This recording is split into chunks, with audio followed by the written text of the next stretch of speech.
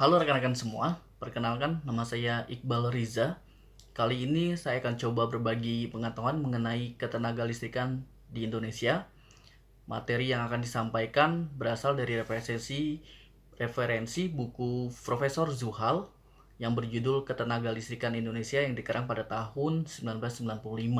Saat ini buku tersebut sudah sangat jarang, namun kita masih coba bisa melihat buku tersebut di salah satu toko online seperti Tokopedia.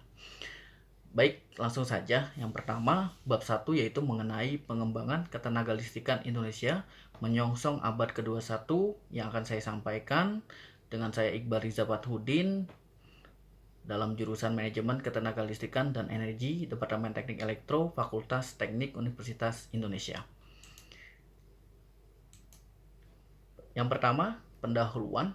Kita bisa lihat tabel 1, situasi ketenaga listrikan di Indonesia pada tahun 1990 sampai 1991, di mana Indonesia saat itu disandingkan dengan kondisi Jerman yang sudah sangat maju. Kita bisa melihat dari tabel 1 ini baik daya terpasang, pemakaian, pertumbuhan, PDB, biaya pembangunan listrik antara Indonesia dengan Jerman itu mempunyai selisih yang sangat jauh, di mana Jerman 10 kali lipatnya Indonesia, kurang lebih seperti itu. Sehingga dari pendahuluan ini kita coba mempertimbangkan yang pertama bahwa bagaimana konsumsi tenaga listrik KWH per kapita mempengaruhi rencana investasi pembangunan ketenaga listrikan Indonesia. Selanjutnya indikator PDB atau produk domestik bruto mempengaruhi penyediaan energi listrik. Yang selanjutnya adalah industrialisasi yang berkembang juga berpengaruh atau mempengaruhi tingkat PDB yang ada. Nah, kita bisa melihat pada grafik proyeksi konsumsi energi listrik versus PDB yang dibandingkan antara Revalita 5 dengan Revalita 6 bahwa ada korelasi antara konsumsi energi listrik dengan PDB. Nah, sehingga kita dapat simpulkan pada pendahuluan yang pertama ini, yaitu kondisi yang paling menonjol terhadap ketenaga listrikan Indonesia, yaitu konsumsi tenaga listrik dan pertumbuhan permintaan tenaga listrik.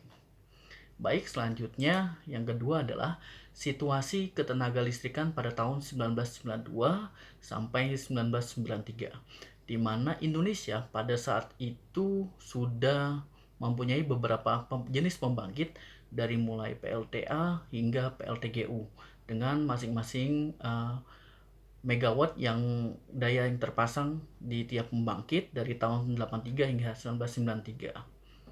Selanjutnya, tabel ketiga kita bisa melihat bahwa konsumsi energi listrik di Indonesia itu didominasi dengan sektor industri, di mana konsumsi sektor industri pada tahun 1992 sampai 1993 itu berada pada nilai 17.754 gigawatt hour.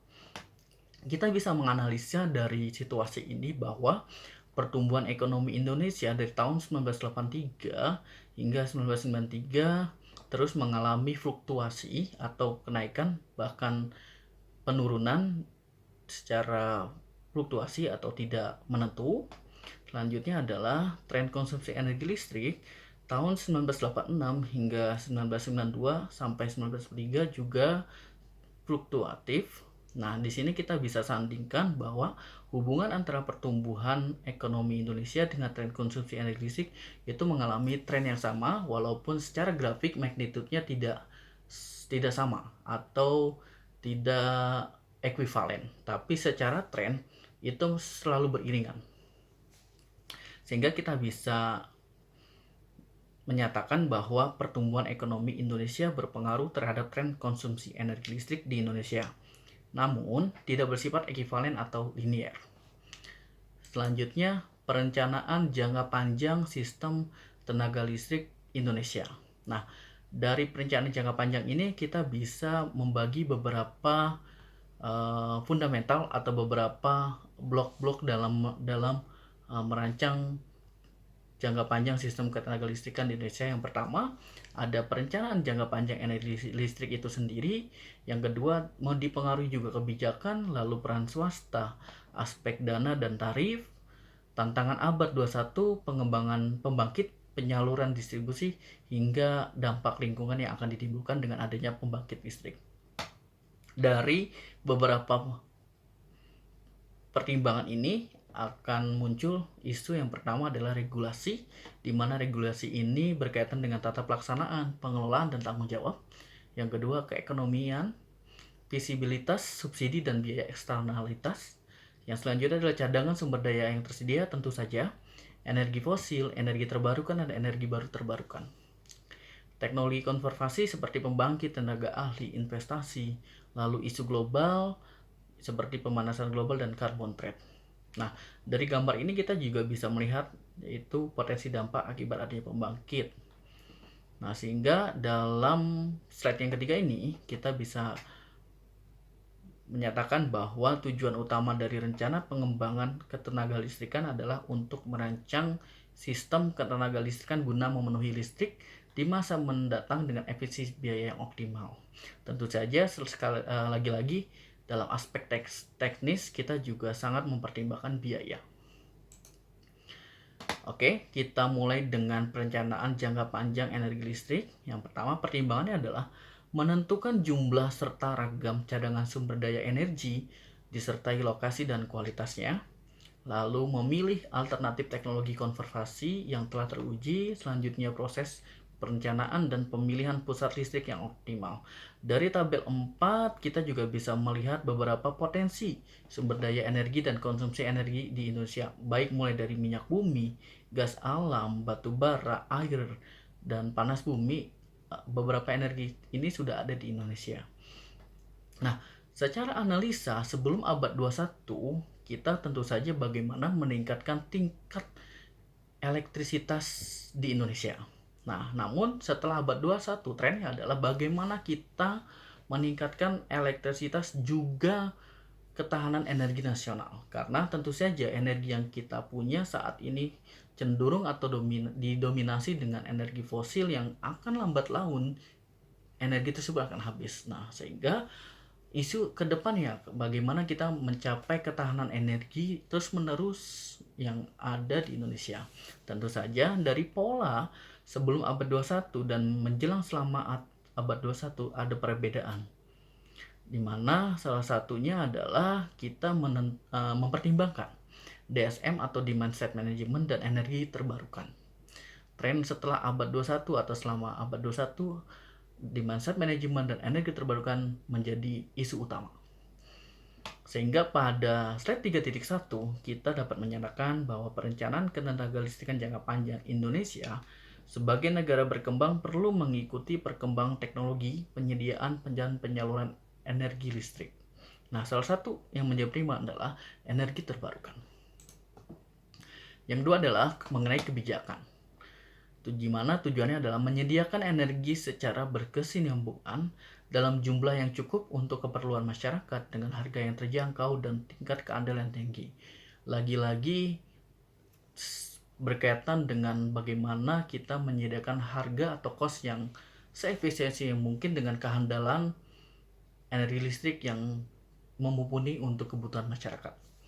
Selanjutnya, minyak bumi dan gas alam diutamakan sebagai komoditi ekspor untuk menghasilkan devisa negara. Saat ini dominasi pembangkit listrik yang ada di Indonesia itu menggunakan minyak bumi dan gas alam. Kedepannya kita akan mencoba untuk mengurangi pemakaian energi fosil, di mana energi tersebut kita akan utamakan untuk komoditi ekspor sehingga meningkatkan penghasilan devisa negara. Nah, pertimbangannya adalah pertama yaitu adanya intensifikasi, diversifikasi, dan konservasi.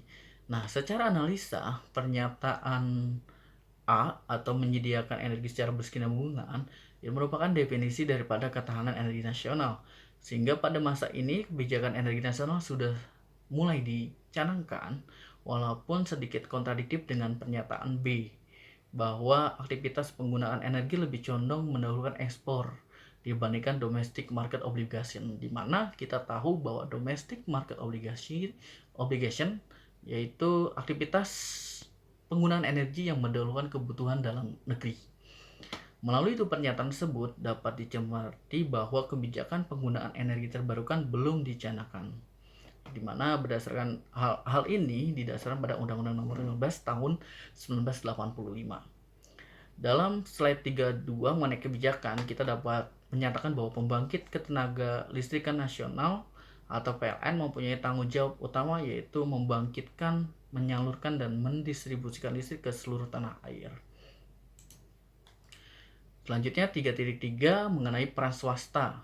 Tadi kita 3.2 menyatakan bahwa PLN adalah perusahaan yang mendominasi. Selanjutnya kita juga butuh bantuan daripada perusahaan atau peran swasta. Nah, di 3.3 kita akan bahas tersebut. Nah, peran swasta ini juga dikategorikan, yang pertama ada solicited project, ialah tambahan unit pembangkit baru sesuai dengan rencana yang disusun. Yang kedua adalah unsolicited project, ialah proyek yang usulannya dari pihak swasta itu sendiri. Nah, dari tabel 5 kita bisa melihat beberapa kombinasi solicited dan unsolicited project. Nah, secara analisa, jenis pembangkit yang akan diinvestasikan cenderung batu bara atau solicited dan panas bumi unsolicited. Investasi kapasitas pembangkit tenaga listrik cenderung lebih besar solicited dibandingkan dengan unsolicited. Nah, sehingga pada 3.3 slide ini kita bisa menyatakan bahwa pihak swasta mempunyai mekanisme, yaitu memperoleh izin penjualan langsung ke kawasan industri dari pemerintah dan atau penjualan langsung kepada konsumen dengan fasilitas penyaluran PLN. Selanjutnya 3.4 kita bahas mengenai aspek dana dan tarif, di mana dana eksternal yang dibutuhkan biasanya untuk pembangunan ketenaga listrikan itu melalui bantuan World Bank, ADB, OECF, KfW, dan dana-dana lunak hasil kerjasama bilateral antara Indonesia dengan negara atau organisasi dunia yang lain. Selanjutnya perbandingan antara pendapatan unit rata-rata dari konsumen listrik PLN dengan pendapatan rata-rata serupa di negara Asia Tenggara seperti Malaysia, Filipina, dan Thailand menunjukkan bahwa pendapatan rata-rata PLN adalah terendah di antara 4 negara tersebut. Lalu tarif listrik yang efisien bisa ditentukan dengan dasar nilai long run marginal cost atau LRMC, yaitu bila mana manfaat sosialnya sebanding dengan harga sosialnya. Saat ini LRMC menurut saya belum banyak dipertimbangkan, karena harusnya kita pakai ini di mana elektrisitas yang meningkat itu akan berdampak daripada tingkat sosial yang ada di masyarakat atau manfaat tersebut. Secara analisa, harga tarif listrik belum sebanding dengan kenaikan PDB. Besarnya subsidi yang diberikan negara selama ini akan berpengaruh pada kontinuitas bisnis pembangkit. Pendanaan kapital pembangkitan ketenaga listrikan sepenuhnya belum bisa dilakukan secara mandiri, sepenuhnya tetap membutuhkan bantuan dana eksternal ataupun bilateral. Selanjutnya 3.5 kita akan membahas mengenai pengembangan pembangkit dan fasilitas penyaluran. Alternatif pilihan untuk pengembangan pembangkit yaitu pembangunan PLTU batubara di Pulau Jawa, pengangkutan batubara secara mekanis dari Sumatera atau Kalimantan, pembangunan PLTU batubara dalam skala besar di mulut tambang di Sumatera Selatan, kemudian tenaga yang dihasilkan disalurkan ke Pulau Jawa dengan sistem arus bolak-balik atau SARA. Pembangunan PLTGU di Pulau Jawa dengan pasukan gas bumi dari lepas pantai Pulau Jawa atau Madura ataupun dari Pulau Kalimantan, pembangunan PLTP di Pulau Jawa, dan pembangunan PLTN di Pulau Jawa. Nah, dari rencana-rencana ini yang didasarkan pada referensi Prof. Juhal, bahwa saat ini banyak perubahan, salah satunya adalah penggunaan PLTN, di mana PLTN adalah menjadi alternatif terakhir dengan pertimbangan-pertimbangan dampak keamanan yang ada dari PLTN tersebut. Nah, kita bisa analisa bahwa pertama, produksi setiap detik ditentukan oleh permintaan pada detik itu.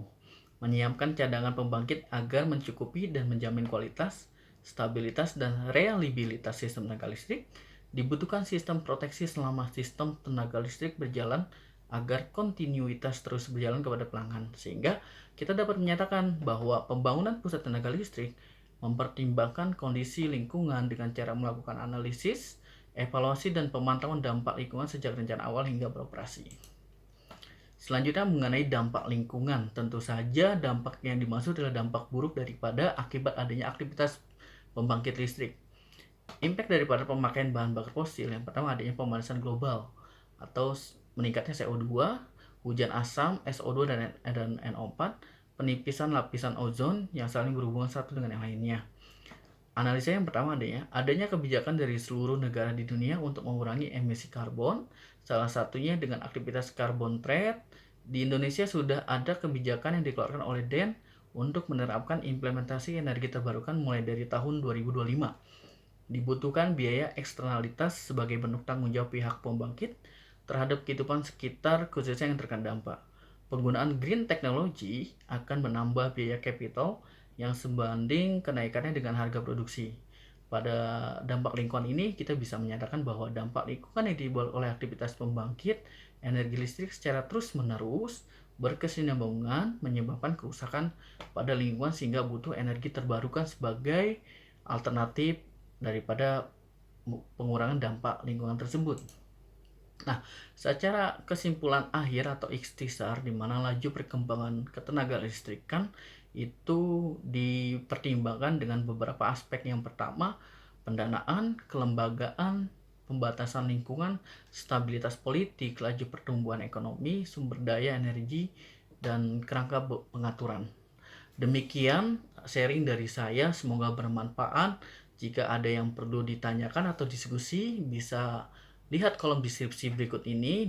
Di video ini ada kontak. Mari kita saling bertukar informasi. Semoga bermanfaat. Sampai bertemu di kesempatan lain. Terima kasih.